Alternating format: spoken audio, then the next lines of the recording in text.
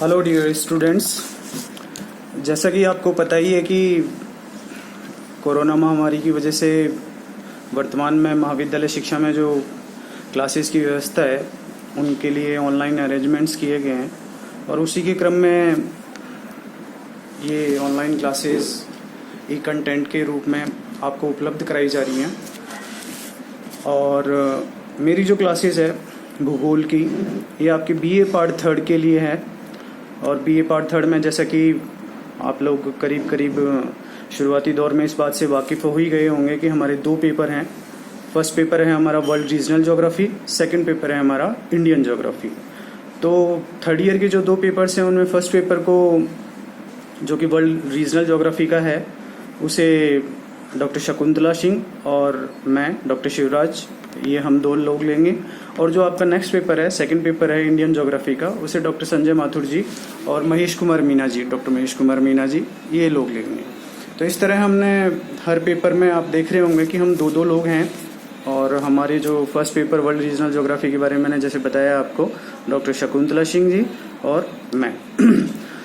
तो अगर हम सिलेबस की बात करें, first of all marking pattern आपको ध्यान है ही, जैसा कि आपके विगत वर्षों में रहा है फर्स्ट ईयर सेकंड ईयर में, कि हमारे टोटल कुल मिला के 3 पेपर होंगे, 2 थ्योरी पेपर, 1 प्रैक्टिकल पेपर। जैसा कि आपको ध्यान है, थ्योरी पेपर हमारा 75 मार्क्स और 50 मार्क्स का हमारा लास्ट और थर्ड पेपर प्रैक्टिकल का रहेगा। तो इन 75 मार्क्स में पैटर्न जैसे आपको ध्यान है कि कुल मिला के हमारे प्रश्न पत्र में 10 प्रश्न आएंगे। पहला प्रश्न है जो अनिवार्य होगा, बाकी के 9 प्रश्न हमारे पास विकल्पों के रूप में रहेंगे। और इस तरह हमें पहले प्रश्न को अनिवार्य के रूप में लेते हुए बाकी के 4 प्रश्न और करने हैं, और इस तरह हमें कुल मिला के 5 प्रश्न करने होंगे।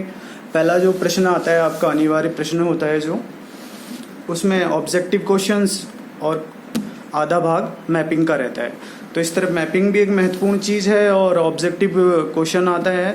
तो हमें अपनी पढ़ाई के दौरान जो डिटेल स्टडी में ऑब्जेक्टिविटी हमें ढूंढनी है। ऑब्जेक्टिविटी ढूंढने से मतलब है तथ्यों को भी हमें देखते चलना है, तथ्यों को भी मेमोराइज करते हुए चलना है। तो जो नेक्स्ट थिंग है वो ही सिलेबस की। सिलेबस बहुत महत्वपूर्ण चीज़ है, आप उसका बहुत गहराई से अध्ययन कीजिएगा।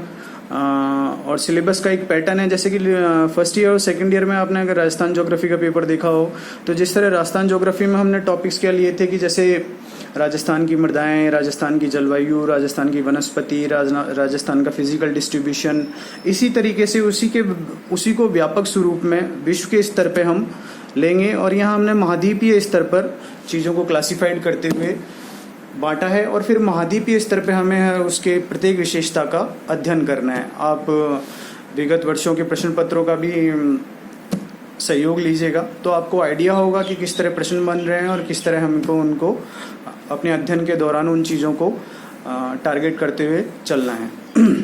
तो देखिए, जो फर्स्ट पेपर की हम बात करें तो सिलेबस के रूप में आपका जो पहला महाद्वीप है, आप जैसे जानते हैं कि प्रत्येक वर्ष में पाठ्यक्रम को 3 सेक्शंस में, 3 यूनिट्स में हमने बांटा हुआ है, ए, बी और सी। तो अगर हम हमारी ए यूनिट की बात करें तो उसमें सबसे फर्स्ट ऑफ ऑल आता है हमारे एशिया महाद्वीप। उसके बाद में हमारा यूरोप है।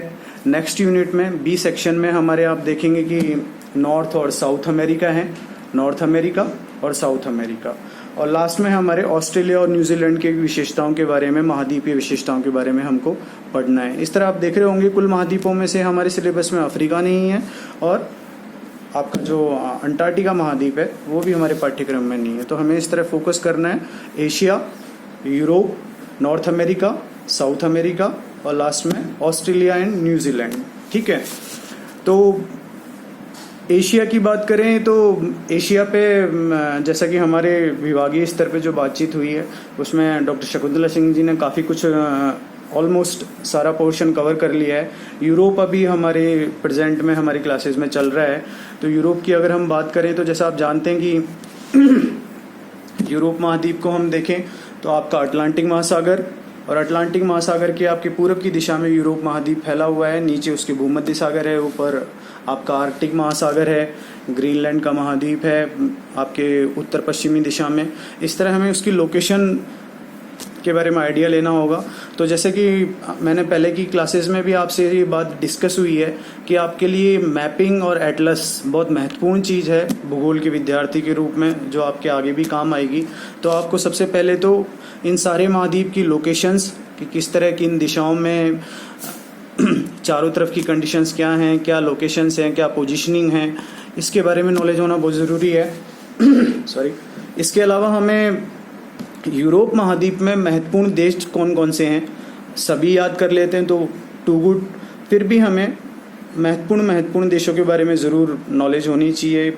आपका Russia, Britain, UK, France, Germany, Spain, Italy आदि जो देश हैं। ऊपर स्कैंडिनेवियन कंट्रीज़ हैं। स्कैंडिनेवियन कंट्रीज़ किसको बोलते हैं, मेडिटेरियन कंट्रीज़ किसको बोलते हैं, भूमध्य सागर से परिवृत क्षेत्र में कौन कौन से देश आते हैं, इसकी नॉलेज हमें होना ज़रूरी है। साथ ही साथ इससे भी एक नेक्स्ट स्टेप पे जो महत्वपूर्ण चीज़ रहेगी वो हमारे लिए ये रहेगी कि जो भी प्रत्येक देश के प्रमुख शहर या यूरोप महाद्वीप के जो प्रमुख शहर जो किसी न किसी कारण से या किसी खनिज संसाधन की वजह से या किसी अदर इम्पोर्टेंस की वजह से अपनी इम्पोर्टेंस रखते हैं, उनके शहरों के नाम हमें ज़रूर याद होने चाहिए, क्योंकि ये हमारे आंसर डेस्क्रिप्टिव आंसर लिखते टाइम हेल्प करेंगे। हमारा जो मैपिंग का क्वेश्चन आएगा उसमें हमारी हेल्प करेंगे, और जो हमारा ऑब्जेक्टिविटी वाला फर्स्ट क्वेश्चन आता है, फर्स्ट क्वेश्चन का ए पार्ट आता है, उसमें हमारी हेल्प करेंगे।